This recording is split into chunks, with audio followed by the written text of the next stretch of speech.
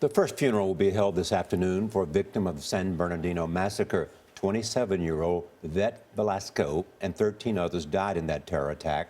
Survivors and family members were allowed on Wednesday to return to the scene of the shootings.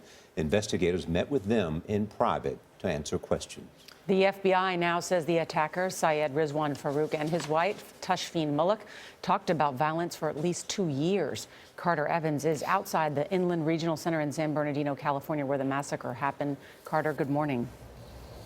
Good morning. We're now getting a clearer picture of the relationship between Farook and Malik. The FBI says it's clear they shared extremist views long before they shared wedding vows.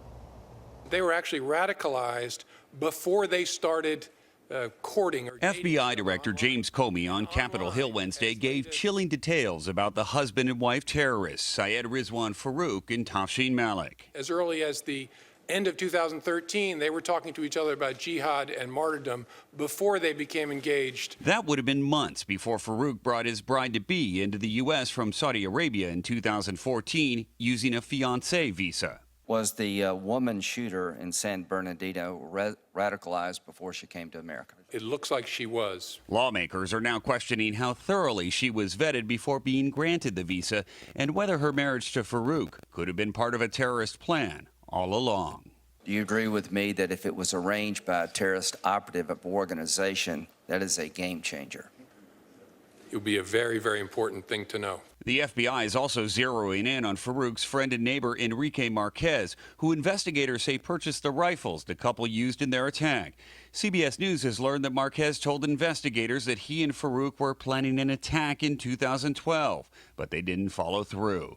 The role Marquez might have played in the San Bernardino attacks, if any, remains unclear. He has not been arrested.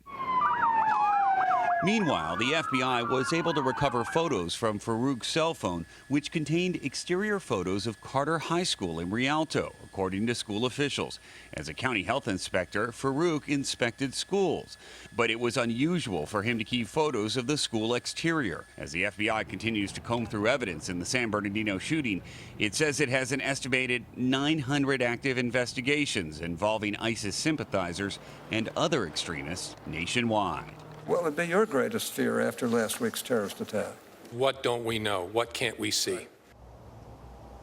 While Marquez has not been arrested because he provided some of the weapons used in the attack, we're learning federal authorities are now considering charging him with material support of terrorism. Gail? Very scary stuff. Thank you very much, Carter.